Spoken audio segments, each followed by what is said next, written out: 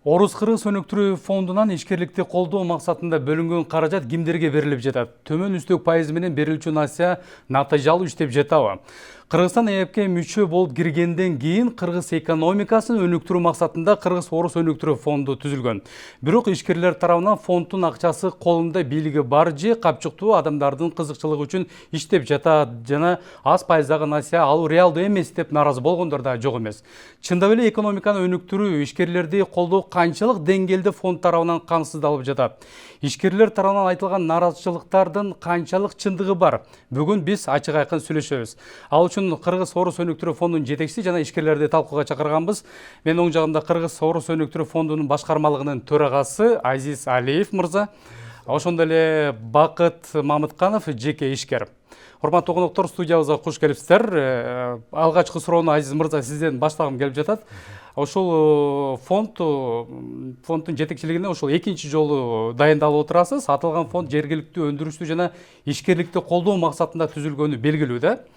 Мына фонддун иштеген 6 жыл болгону калыптыр. 6 жылда ошол алдыга коюлган максаттар орундалып, ошол үмүттөр акталдыбы сиздин көз карашыңыз боюнча?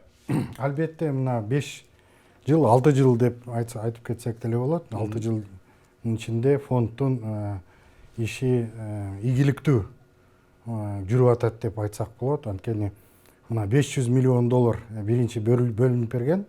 Россия Евразиялык экономикалык бирикмеге кирип атканда, ошо 500 миллиондун ичинен мына азыркы маалымат боюнча $433 миллион биринчи уже проекттер каржыланып, практически мына 90% жогору бөлүнгөн акча каржыланды. Биздин мына экономикабызга, айрыкча мына айыл чарба секторуна, кайра иштетүү, өндүрүш секторуна, туризм жана башка секторлорго ири проекттер биздин портфелибизде мына чоң Кыргызстан экономикасына чоң салым киргизген чоң фабрикалар бар.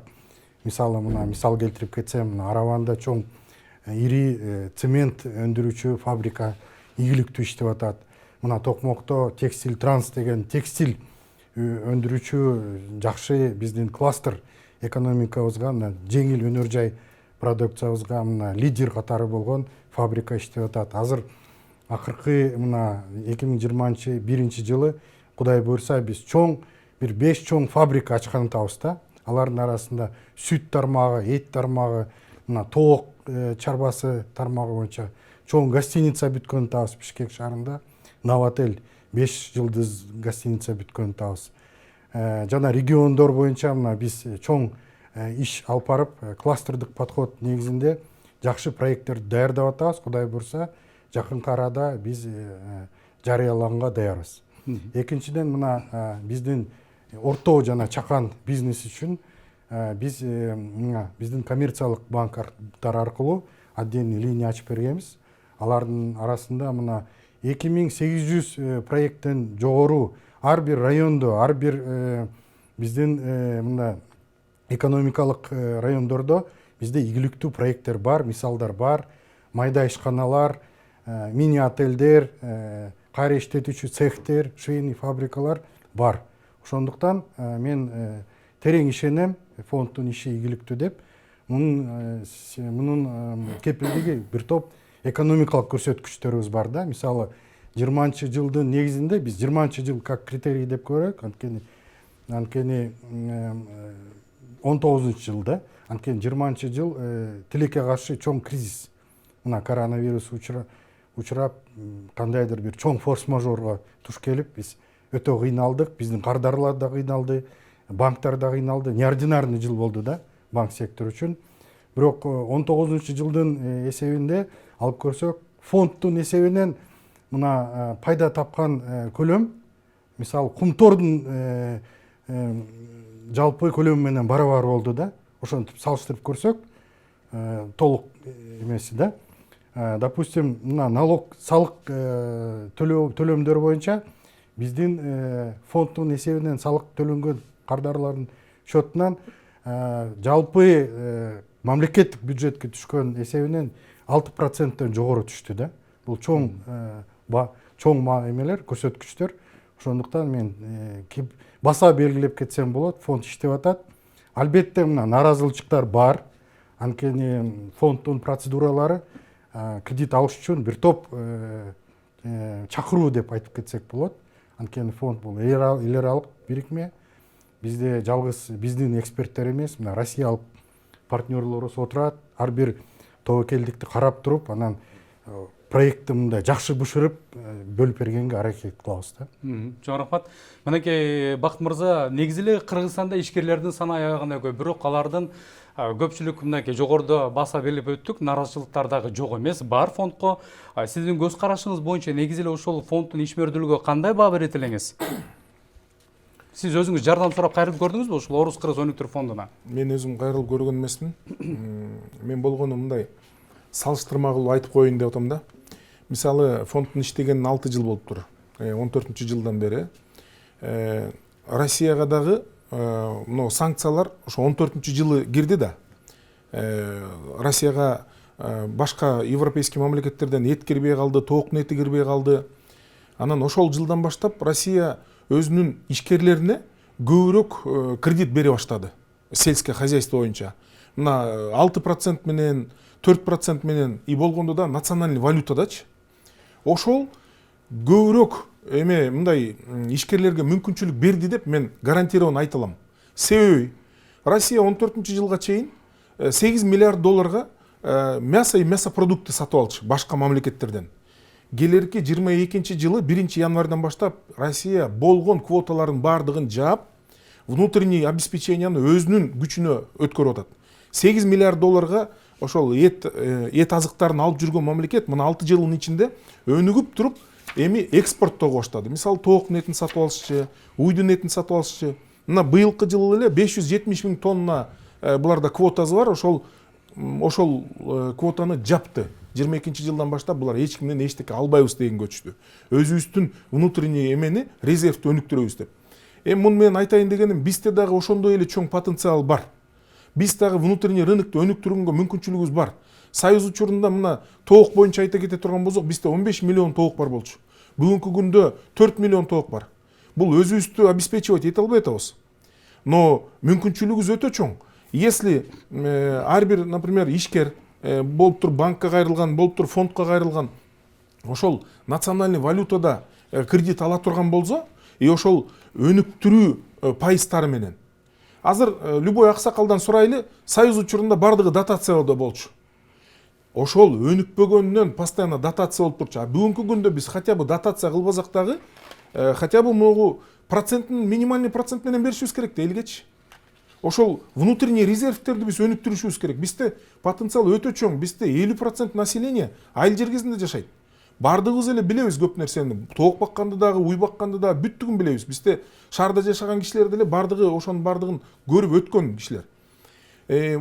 Муну бул башка жактан келип аткан, бизде мына азыр айтылып калат, эт келет, тооктун эти келет депчи. Бул деген ошол внутренний мындай потенциалыбызды өнүктүрбөй аткандын биринчи себеби, буга деген ошо жакшы мындай внимание обращать этпей атканында правительствонун дагычы. Болбосо мына бул жакта азыр Азиз мырза жакшы айтып кетти, мына тоокту өндүргөнгө бизде азыр финансирование ачылган атат деп. Ошолор көп ачылыш керек. Биз даже бир учурда бир кеңешме бердик элек. Мына тоок биз эми бул тоок деген өтө бат эле өнүгө турган ишкана болот да. Россия 14-жылга чейин тооктун этин сатып алып аткан Россия азыр 470 000 тонна тооктун этин сатат. Украинага сатат, Вьетнамга сатат, мындай Казакстанга сатат. Биз сатып алабыз. Бул мен айткым келгени, что бизде потенциал өтө чоң. Болгону ошо фонд болобу, биздин банктар болобу, ошо правительстводабы, ошол бардыгын мындай салыштырып туруп, союз учурунда, значит, дотацияда келатса, бүгүнкү күндө деле өтө деле жыргап кеткен жокпуз. Значит, хотя бы минимальный процент менен берели. Анан мына производство деп туруп, сельское хозяйствого акча бөлүнүп атат, ошонун ичинен деген моногу тоок бакканды дагы, уй бакканды дагы, мал бордогонду дагы ошо производствонун катарына кошсок, мен оюмча бул ар бир адам дагы өзүн кичине патриот сезет эле да, мен мына производство кылып мамлекетке жардам кылып атам деп туруп, мындай өзгөрүп кетишибиз бат эле да, болгон бир 2-3 эле кадамыбыз бар. Ошол кыйналсак, кысталсак да внутренний кредитти арзандатыш керек. Бул эми фонд болгондон кийин, бул фонд деле бүгүнкү күндө мен оюмча мына эң минимальный кредит 9% менен экен. Россиянын өзүндө ушул 6-4% менен беришет да. Эми бул фонд болгондон кийин, бул банк болбогондон кийин сом менен деле 4% менен берсе болобу дейм да. Ошондой эле мындай 4-5-10%ке чейин ушул өндүрүүчүлөргө берсе, мен ойлойм алуучу кишилер да көп болот эле, и эл кыйналбайт эле. Чоң рахмат. Мынакей Азиз мырза, азыр Бакыт мырза да өзү баса белгилеп өттү. Мынакей пандемия учурунда негизи эле ишкерлерге Орусиянын өзүнүн ишкерлерине мамлекет тарабынан бир чоң жардамдар берилип жатат деди. Биз аны мына интернет блогтарында биз дагы угуп жүрөбүз, массалык маалымат каражаттары. Ушул пандемия учурунда Орус кыргыз өнүктүрүү фонду ишкерлерге кандай жардам берди? Ошол боюнча маалымат бере кетсеңиз. Эмнеси менен мактана аласыз?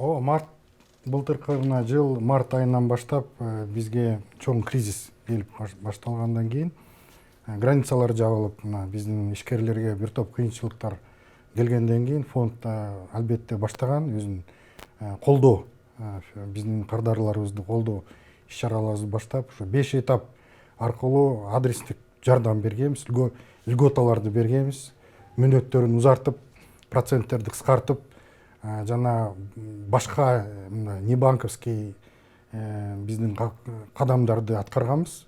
Азыркыга чейин льготалар айрым секторлордо бар. Мисалы, март айында только бул жылы туризм секторге ошол льготалар токтоду. Азыр дагы кризис тилекке каршы азыр бүтө элек. Биз азыр кыска мөөнөттө ошол кандайдыр бир дагы улантууга антикризистик иш-чараларды даярбыз. Бул биринчи тараптан.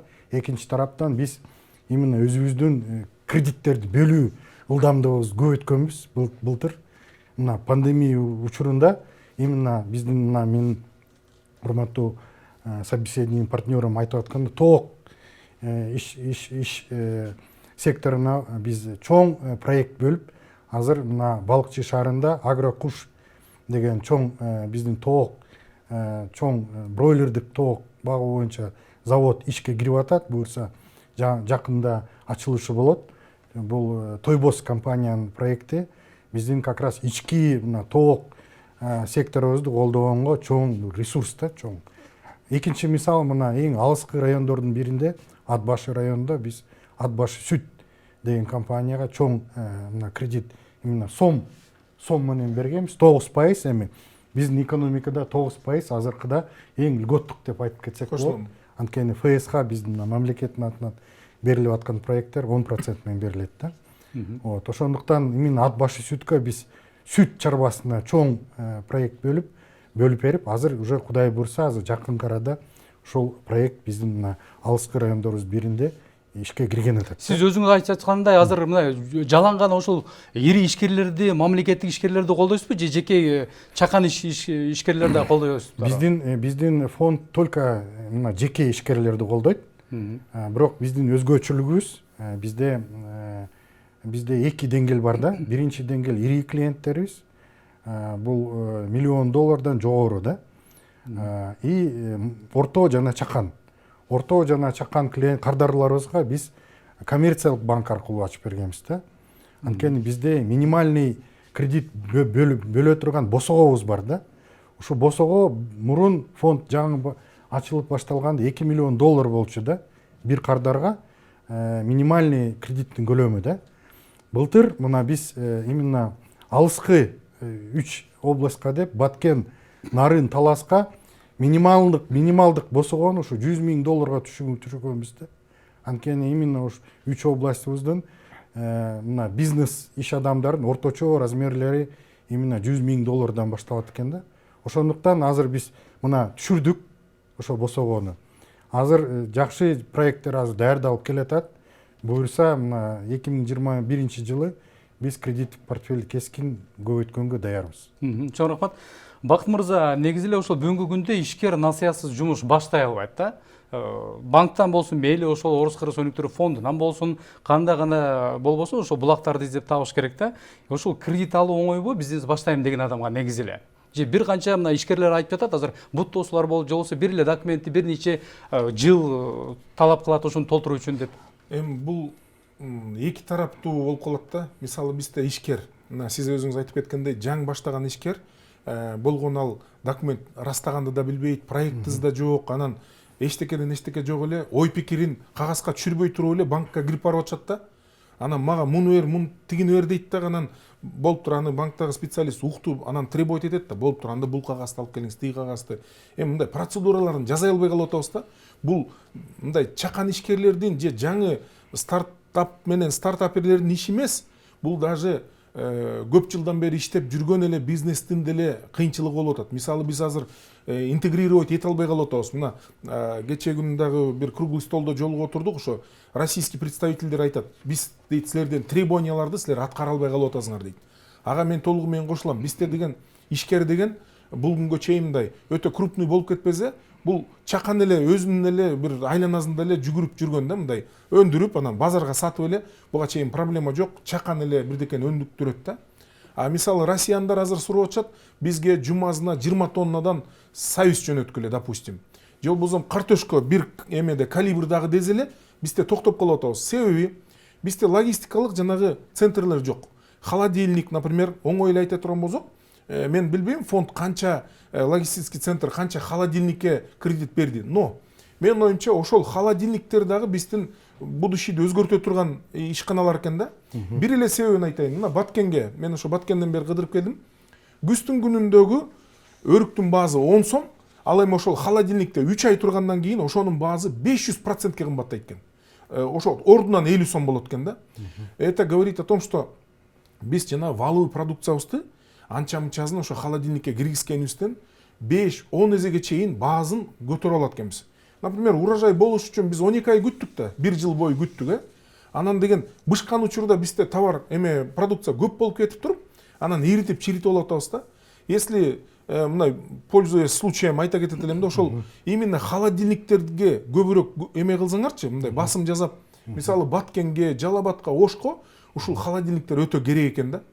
Мен ошо өрүктүкүн көрдүм, мисалы Шабдалыны көрдүм. Шабдалы күздүн күнүндө оптом ошол жерде 10 сом. Ошол жерде холодильникке киргизген ошо бир бала чырылдап эле жүрдү. Киргизип 3 айдан кийин сатып атат, Шабдалыны 120 сомдон Россияга алып кетип атышат. Ошону учурун мындай сактап калган, баягы аябай көп болуп аткан объемду мындай тарага салып анан сактап калганыбыз гана бүгүнкү күндө жок экен да. Ошон үчүн дагы бизде мына алыскы жерлерибиз жакшы өнүкпөй атат. Мен как мындай эме катары айтат кетет элем, ошол именно Баткенге, Ошко, Ысык көлгө ушул именно логистический центрлар, логистический центр деген общий айтылат экен да, бектем сортировкасы. Мен в основном бул холодильник болсо, ошонун айланасына сортировкасы, калибровкасы баардыгы мындай кошуло берет экен да. Чоң рахмат. Азиз мырза, сиз азыр мынакей Бакыт мырзанын сунушун кандай кабыл аласыз? Ошол боюнча маалыматыңыз барбы? Фонд ошол логистикалык борборлорду каржылайбы же жокпу? Мен бул сунуш, бул демилгени толук колдойм. Анткени бул действительно биздин приоритеттердин жогорку деңгээлине бирине кирет. Кандайдыр бир кайра иштетилип, сакталып, мына кымбат кезинде, допустим, ошол өрүк, ошол эле, допустим, картошка, союздер арзан кезинде мындай сакталынып туруп, кайра переработка болуп, определенный упаковка болуп, жакшы сапаттуу мындай бир калиброванный мындай дүкөндөргө ылайыктуу болгон партия менен алынып барылса, мындай кымбат жаңы жылдан кийин ошондо биздин фермерлер эң жогорку пайданы табат эле да, табышат да. Ошондуктан биз мына өзүбүздүн ички процедураларыбызда кластердык тармак боюнча мына мөмө жемиш деген өзүбүздүн кредиттик портфелибизди бекитип бергенбиз. Бул аябай жеңил шарттарды камтыйт бул процедура. Биз азыр чакырабыз биздин ишкерлерди, кимдин мүмкүнчүлүгү бар болсо, ушул биздин кредиттик портфелге мөмө жемишке келип, бизге заявка берип, ушул жаңы ушундай логистикалык борборлор, холодильник жана упаковка, калибровкаларды ишке киргизип, баштаганга чакырабыз. Биздин кредиттик портфелде бар, эффективдүү уже ишке ашкан, уже иштеп аткан компаниялар бар. Алардын негизинде биз окутуу уюштурсак болот. Кандай кайсы технологиялар, кайсы холодильниктер кантип салыш керек, кандай эң эффективдүү болот, кандай кайсы малда алып алыш керек, алып сатыш, алып тияк алып барыш керек. Даже биз тиги керек болсо российский торговый сеттер менен түздөн түз мамиле түзүп бергенге даярбыз да. Именно хачерге алып барып сатыш керек. Кандай сертификат, кандай транспортировка болуш керек, ошого чейин жардам бергенге даярбыз да. Чоң рахмат. Айзын мырза ушул кыстырма суроо бере кетейин ушул жерде. Мынакей көпчүлүк учурда ишкерлер тарабынан эмес, мына кезегинде азыр кандай билбейм, бирок кезегинде ушул орус кыргыз өнүктүрүү фондуна ушул айрым эл өкүлдөрү тарабынан дагы ошол тар чөйрөгө кызмат кылат орус кыргыз өнүктүрүү фонду деп дагы сындап келишкенде, азыр дагы ошондойбу, ушул тар чөйрөгө же болбосо ушул белгилүү бир ишкерлерге же бизнесмендердин кызыкчылыгы үчүн иштейби дегенден мындай алсызбы же кандай? Эми фонд иштеп, жаңы иштеп баштаганда мындай кандайдыр бир мүмкүнчүлүктөр тар болгон. Анткени жанагы айтып кеткендей кредиттик минималдык босого $2 миллион болсо, мына $2 миллион ким объемдору боло турган бизнесмендер албетте биздин экономикабыздын деңгээлибизде саналуу да. Азыр биз мына $100 миң түшүрдүк. $100 миң жогору ким кредит даярдап, жакшы деңгээлдеги мына күрөө маселеси албетте мына даяр болуш керек. 3 жылдык эффективдүү тарыхы болуш керек да. Мында жөн эле жаңы баштайм деген эмес, мында кандайдыр бир өзүнүн артынан бир кандайдыр бир тарых бар болгон биздин иш адамыбыз келип ишти баштайм десе, анда биздин дарбазабыз ачык да. Бирок жана стартап деп айтылып кетти. Биз жаңы программа стартап боюнча да иш-чараларыбыз бар.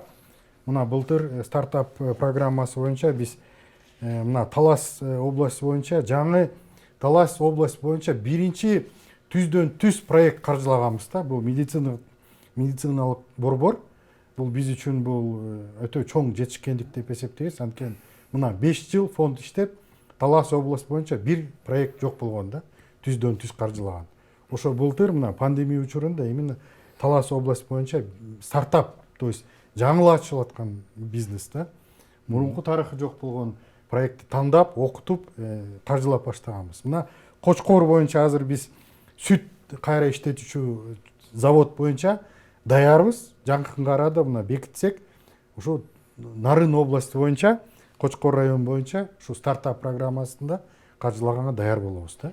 Эми мынакей айрым ишкерлердин айтымына караганда, ошол суроону экөөңүздөргө тең бергим келип жатат. Кээ бир Бакыт мырза, сиз биринчи жооп берсеңиз, ошол орус кыргыз өнүктүрүү фонду айрым банктарга же болбосо жеке ишкерлерге, бизнесмендерге, ошол өзүнүн жеке банктары бар айрым депутаттарга, эл өкүлдөрүнө же бизнесмендерге аз пайыз акча берсе, ошол эле пайыздагы акчаны алар 2 эсе кылып туруп жеке ишкерлерге берип жатат деген дагы мындай сындар айтылып келгенде кезегинде. Сиз буга көз карашыңыз кандай? Эми Кыргызда эми бар эмеспи мындай макал. Ат онаган жерде түк калат дегендей, бул эми может быть бул мындай подтвержденный да информация болушу мүмкүн, не подтвержденный да болушу мүмкүн. Эми ал боюнча мен мындай айта албайм да. Бизде бир акыркы учурда бир ушундайга көнүп алдык да. Буну тигини сындаганга элечи. Мен оюмча биз азыр өнүгүү жолдорун бири-бирибизге кеңеш катары айтып. Негизи эле ушул туурабы. Мисалы үчүн айрым ошо бизнесмендер ошо орус кыргыз өнүктүрүү фондуна мисалы үчүн мисал катары факт катары эле айтып кетели. Кезегинде мынакей Азия Молду каржылап жатканда бир ошол эле бизнесмен ошол орус кыргыз өнүктүрүү фондунан акчаны алып туруп өзүнүн банкына салып, ошол эле жогорку пайызда кайра элге берип жатат. Ошол негизи туурабы? Ошого көңүл буруш керекпи? Буга көңүл бурал десе, бул мындай да, менин оюм да. Бул ишкана бар да, например, Азия Мол, ал курулуп эле келе. Ал акча каржылаганда, скорее всего, фондунда бир требованиялар бар. Ал, возможно, ошо строительный компанияга каржылайт. Анан деген эми ишкананын деген весь тургуз үчүн ар кандай жумуштар бар да, отделкасы бар, көтөргөнү бар, канализация, допустим, вентиляция деген. Мен ойлойм да, бул ошол именно ошол Азия Молдун өзүн каржылаганга кеткен. Ал эми ал кишинин бардыгыбыз эле билебиз, отдельно өзүнүн банкында. Резонанстуу окуя жаралган ошол. Ал өзүнүн банкы деген, ал мындай эле кылышат да. Банктын основной жумушу бирөөдөн акча алат. Анан ошол эле акчаны, бирөөнүн акчасын бирөөгө эле баягы үстүнө кичине кошуп берет да. Бир киши айткандай, эми булардыкы жумуш ошо да. Анан мен ага кошула албайм да. Мен эми ал кишини өзүм деле тааныбайм. Бирок банкта мындай кээ бир информацияны толук эл түшүнбөй туруп эле банкка дагы нааразычылык боло берет да. Мына жана башында айтып кеткендей, документ сурады. Анан проектиңиз жок. анан ушундайлардын аркасынан бирок банкты жаманатты кылып, болбосо банк болбосо любой эле наркы жакты жаманатты кылганга көнүп алдык да. Мен толугу менен ойлойм, ал жекте деген бизге чейин дагы мындай силовой структуралар дагы 100 жолу текшерген болуш керек. Если бирдеке табыла турган болсо, бул боюнча ызы чут бүтмөк эмес. Ушул берилип жаткан каражаттар жана ушул насыяларды сиздердин фонд тарабынан кандайдыр бир текшерүүгө алып, жолсо дыккат көзөмөл жүргүзүү деген сыяктуу бир структураңыздар барбы? Ооба, албетте, бул мен толук кепилдик бере алам. Жана сиз айтып кеткен мисалдын ичинде $1 нецелевой расход болгон жок. Ар бир ошол кредиттен алынган ресурстар именно ошол сода борбор центриге арналган. Азыр ийгиликтүү иштеп атат. Мына Бишкектин жакшынакай сода борбору катары бир топ жумушчу орундар түзүп иштеп атат, налог төлөп. Вот. Анан албетте биздин мына мониторинг өкүлдөрүбүз бар. Ар бир проектти тыгыз карап, ар бир кылдат менен карайбыз. Бизде мен жана айтып кеткенде, жалгыз биз мына кыргыз тарабы эмес, россиялык биздин партнерлорубуз да ушул функцияны аябай катуу карашат да. Эгерде нецелевой болсо, туура эмес тармакка кетсе, таптакыр кандайдыр бир кескин кыска маалда проект токтотконго толук мүмкүнчүлүктөр бар. Токтотуп, кандайдыр бир баарын тактап, анан туура тармакка каржылаганга биздин саясатыбыз ошондой да. Бакыт мырза, ушул азыр ишкерлердин учурда ишкерлердин кайсыл ушул тармактагы, багыттагы ушул продукцияны өндүрүүдө ушул кредиттерге муктаж? Жакшы, ушул суроо аябай керек болот эле, болбосо өзүм айтып берейин деп атмелем. Мындай болот да, эмдиги жылы бир таймашууга катыша турган болсоң, машыгууну бүгүн башташ керек да. Мисалы бизде азыр 500 000 гектар малопродуктивный жерлер, Кудай буйрса мына эмесине кол коюлган болуш керек, уже 3-чү чтениядан өттү деп атканда. Азыр ошол элге общий таркатылып баштаса, бул мурда деген жайыттардын жери болчу, малопродуктивный чөп өспөгөн жерлер, бирок буга суу чыгарса, өсүмдүктөрдү өстүрүзө болот. Ошолор жакын арада элге берилип баштайт. Соответственно, буга көчөт. Мына плодопитомниктерибиз биздики жок. Частный чакан эле бар. Мен ушу кеңеш катары деле айта кетет элем, Азиз мырза, если ушул плодопитомник ачам деген кишилерди дагы жакшылап карап коюшуңар керек. Себеби дегенде бүгүнкү күндө Турциядан келет, каяктан гана келбейт да, мына жакынкы эле жери Турциядан, болбосо Европадан да келип атат, Сербиядан, тияктан бияктан. Эми биз получается бирөөгө ошол эмени төлөп берип коюп атабыз да. Тиги акчаны мамлекеттен тышкары чыгарып атабыз. Өзүбүздүн деген толтура ишкерлерибиз ошол көчөттөрдү өстүрүзө. Бизде бүгүнкү күндө статистика боюнча 37 000 гана гектар жер алма, өрүк ушул бак шактын алдында. Дополнительно азыр 500 000 гектар жер берилгенде, бул деген өтө чоң жумуш. Азыркы биз бар алма багыбыздан 12-13 эсе чоң жерге биз алма жана ошондой эле башка көчөттөрдү жетишип тийип калышыбыз керек да, мындай кыска мөөнөттө. Мен ошого айтат элем, если ушул плодопитомник ачам деген кишилер болсо, ар бир областта бул минимум 2-ден 3-төн, может быть 10дон плодопитомник керек бизге. Мисалы бүгүнкү күндө мен өткөндө ошо жерим бар, бир Италиядан келген итальянский фирма экен, аябай көчөттөрүн макташты. Мага 1 гектар жерге алма тигип бергиле десем, ошол 22 000 евро болот деди. Анын ичинен в основном эле акчанын кеткени ошо көчөткө кетет экен да. Көчөттү биз башка мамлекеттен 10 евро, 12 евродон алат экенбиз. Жада калса малинанын көчөтү $3 менен келет экен. Мындай эле малина, жакшы сорттогу малинач. Эми ошол мындай внутренний дагы жанагы рыночный тартыш боло турган болсо, биздин ошол көчөт өндүрүүчүлөрүбүз дагы улам өзүнүкүн өркүндөтүш үчүн мындай өнүгөт эле да. Азыр бир жагы эле 1000 киши плодопитомник ача турган болсо, то ар биринин потребители бар да в скорейшем будущем. 1 жыл, 2 жыл может быть. Ошого бүгүндөн ошого дайынданышыбыз керек да. Эртең ушундай болот деп. Мындан тышкары эми өзүм основной частин боюнча айта кете турган болсом, бизде Кыргызстандан эт сатып алабыз деген бүгүнкү күндө чоң ири компаниялардан эки бар. Мисалы Кытайдын Гонконгунан 200 000 тоннага эт бизден сурашкан. И ошол эле Катар менен деле азыр отношенияларыбыз жакшы болуп атат. 12-жылы булар келишкен. Бизге эт бергиле деп. Эми 12-жылдан бери 9 жыл өттү. Ошонун ортосунда биз ошол дагы эмебизди өнүктүрө албай атабыз да, отраслдечи. Себеби? Себеби бир 2-3 кадам керек. Мисалы былтыр бизге Кыргызстанга мал жандык кирди, КРС, уй бодо. 20 миң баш кириптир дагы, ошондон 58 гана башка НДС төлөнүп тур. Калганы алып кирип эле бияктан соёбуз деп туруп эле, документтерин ошентип растап эле алып киришиптир. Эми көп эле элдин арасында калды малдар. Но бюджеттен дагы выпадение эчтеке болгон жок, но бизге деген ошол НДС кичине тоскоолдук кылып атат. Мен ошол эле европейцтер менен сүйлөштүм. Бизге ошол НДС жок киргизиш керек, бизге ошол племенной эле мал. Племенной эле малды НДС жок киргизе албай атабыз. Бизге племенной деген документ бергиле десек, ар бир плем сервис, плем документ 70 евродан 150 еврога чейин экен.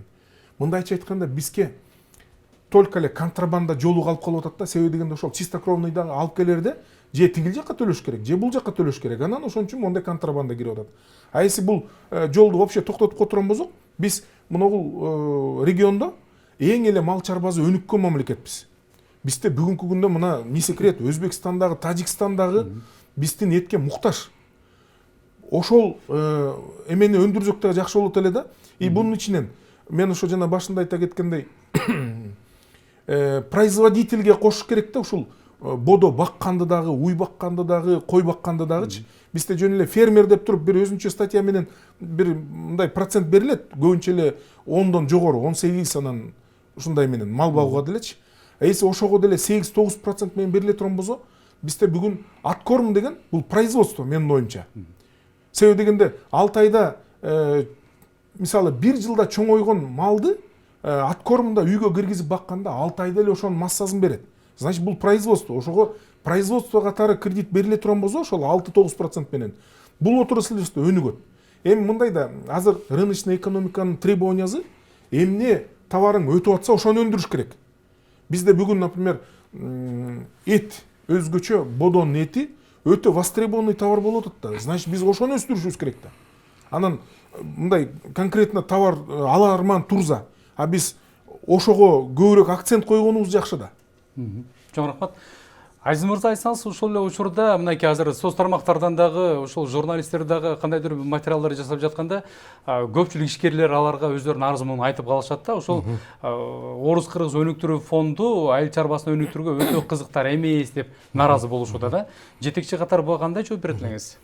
Биз бул маселеге, бул суроого өзүбүздүн натыйжабыз аркылуу жооп берсек болот. Азыр мына жана 433 миллиондун бөлүнгөн жалпы эсебинен бизде 23% ошо айыл чарбага бөлүнүп, каржыланып, азыр ийгиликтүү чоң проекттер, майда жана чакан проекттер иштеп атат.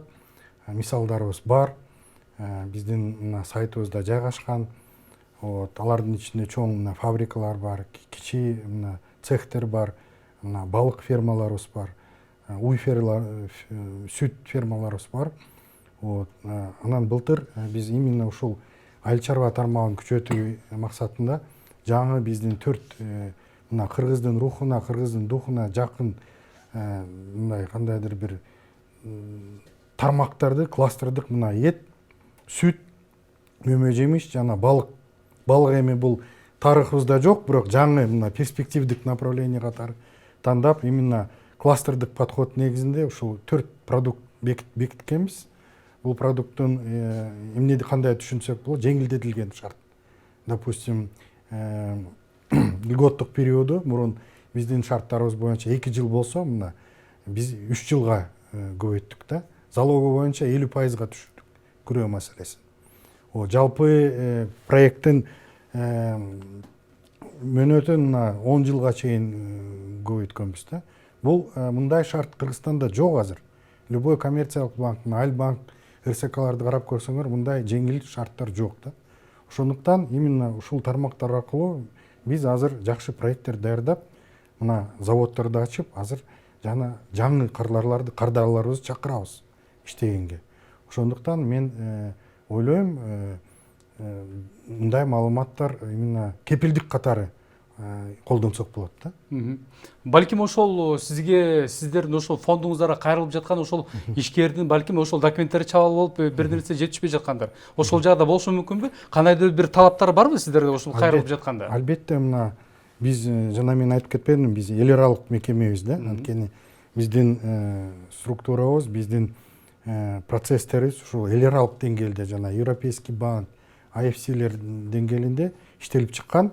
Бирок жылдан жылга биз ушул өзүбүздүн ички процедураларыбызды жөнөкөйлөткөнгө аракет кылып атабыз да. Мына ар бир жылы кандайдыр бир керексиз өзүбүздүн талаптарыбызды кыскартып, ошо жөнөкөйлөткөнгө аракет кылып атабыз да.